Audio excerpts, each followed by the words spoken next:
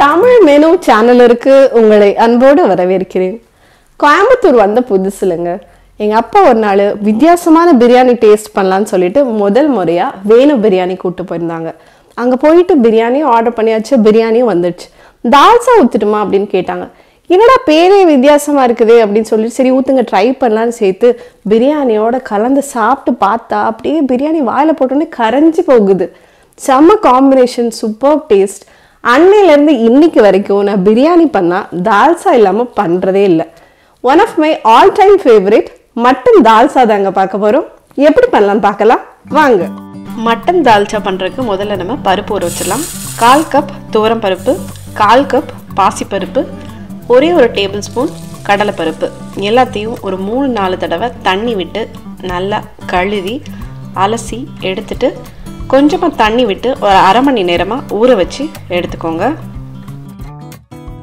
அரை மணி நேரத்துக்கு அப்புறமா ஒரு ப்ரெஷர் குக்கரில் நம்ம ஊற வச்சு எடுத்து வச்சிருந்த பருப்பு, ஒரே ஒரு தக்காளி, ஒரே ஒரு பச்சை மிளகா, 400 கிராம் மட்டன் எலும்பும் கொழுப்பு மட்டும் நான் சேர்த்துருக்கிறேன்.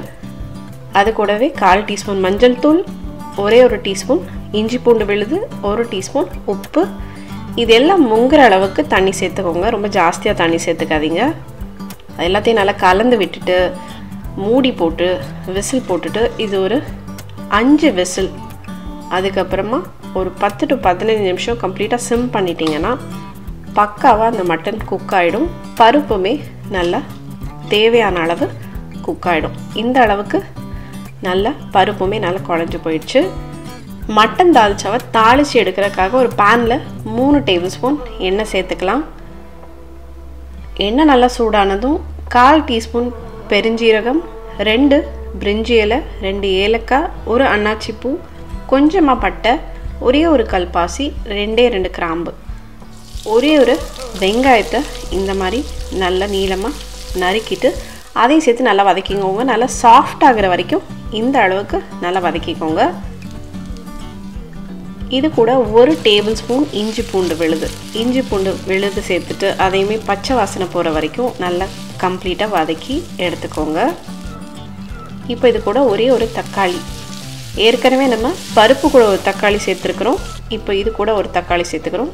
தக்காளி சீக்கிரம் குழஞ்சி போகணுங்கிறதுக்காக 1/4 டீஸ்பூன் மஞ்சள் தூள், 1/4 டீஸ்பூன் உப்பு சேர்த்து நல்லா குழஞ்சி போகிற அளவுக்கு தக்காளியை வதக்கிக்கோங்க. 2 பச்சை மிளகா, கொஞ்சமாக புதினா இலை, கொஞ்சமாக மல்லி இலை சேர்த்து நல்லா வதக்கி எடுத்துக்கோங்க. ரொம்ப கொஞ்சமாக புதினா மல்லி சேர்த்துக்கோங்க, ரொம்ப புதினா சேர்க்க வேண்டாம். இப்போ இதுக்கு தேவையான மசாலா எல்லாம் ஆட் பண்ண போகிறோம்.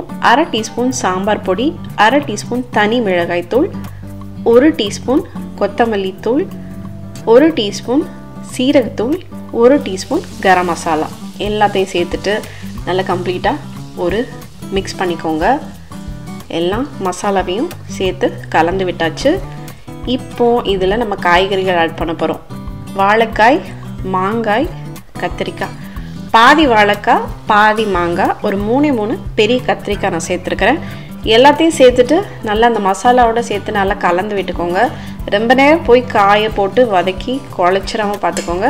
1/2 டீஸ்பூன் உப்பு, காய்க்கு தேவையான உப்பு சேர்த்துட்டு கூடவே இதுக்கு தண்ணி ஊற்றி வேக வைக்க போகிறோம். கொஞ்சமாக தண்ணி ஊற்றிக்கோங்க. ஒரு 200 ml தண்ணி ஊற்றிருக்கிறேன். முங்குற அளவுக்கு கூட இல்லை, ஜஸ்ட்டு காய் வேகிற அளவுக்கு தண்ணி சேர்த்துட்டு நல்லா ஒரு கலந்து விட்டு மூடி போட்டுட்டு 5 நிமிஷம் மூடி போட்டு குக் பண்ணுங்கள். அப்பப்போ இடையில லேசாக கலந்து விட்டுக்கோங்க. இப்போ ஒரு லெமன் சைஸ் புளி எடுத்து நல்லா கரைச்சி வச்சுருக்கேன், அதையும் சேர்த்துட்டு கலந்து விட்டாச்சு.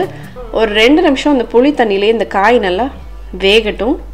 காயெல்லாம் பாருங்கள் நல்லா முழுசாக இருக்குது, எதுவுமே குழஞ்சி போகலை, பர்ஃபெக்டாக குக்காக இருக்குது.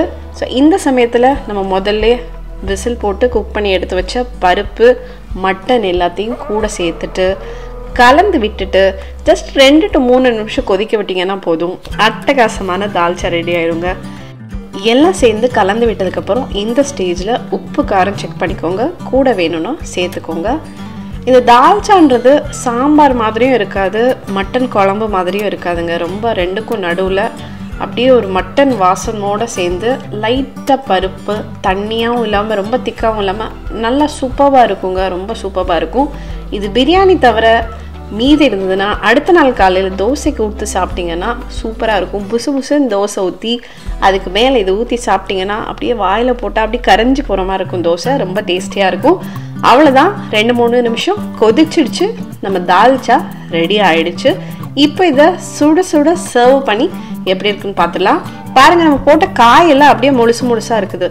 இதில் நீங்கள் கத்திரிக்காய், மாங்காய், வாழைக்காய் இல்லைன்னா ஏதாவது ஒரு கிழங்கு வகைகள் சேர்க்குற மாதிரி பார்த்துக்கோங்க. இன்னைக்கு சிக்கன் பிரியாணி, சீரக சம்பா சிக்கன் பிரியாணி கூட தான் தால்ச்சா டேஸ்ட் பண்ண போகிறோம். அவிச்ச முட்டை இல்லாமல் பிரியாணி சாப்பிட்டா சாமி குத்தம் ஆயிடுங்க. கண்டிப்பாக அவிச்ச முட்டை சேர்த்துக்கோங்க. சிக்கன் 65 அண்ட் நம்ம தால்ச்சாங்க. பாருங்கள், பிரியாணி பாருங்கள், நல்லா சூப்பராக சாஃப்டாக உதிரியாக இருக்குது. தால்ச்சா போட்டு பிரியாணி யாரும் டேஸ்ட் பண்ணலைன்னா கண்டிப்பாக ட்ரை பண்ணி பாருங்கள், ரொம்பவே சூப்பராக இருக்கும். கத்திரிக்காய்லாம் பாருங்கள், ரொம்ப குழஞ்சி போகக்கூடாது, முழுசாக இருக்கணும், அதே சமயம் பர்ஃபெக்டாக குக்கும் ஆகிருக்கணும். தால்ச்சா ரொம்பவே டேஸ்டியாக இருக்குது, கண்டிப்பாக ட்ரை பண்ணி பாருங்கள். கொஞ்சமாக முட்டை, கொஞ்சமாக சிக்கன் 65, தால்ச்சா எல்லாத்தோடையும் சேர்த்து ஒரு பெரிய பைட்டாக போயிடலாம். அட்டகாசமாக இருக்குது, கண்டிப்பாக ட்ரை பண்ணி பாருங்கள். எல்லாரும் இந்த வீடியோவை ரசித்து பார்த்துருப்பீங்க நம்புகிறேன். தமிழ் மெனு சேனலை சப்ஸ்கிரைப் பண்ணாதவங்க கட்டாயம் சப்ஸ்கிரைப் பண்ணிக்கோங்க.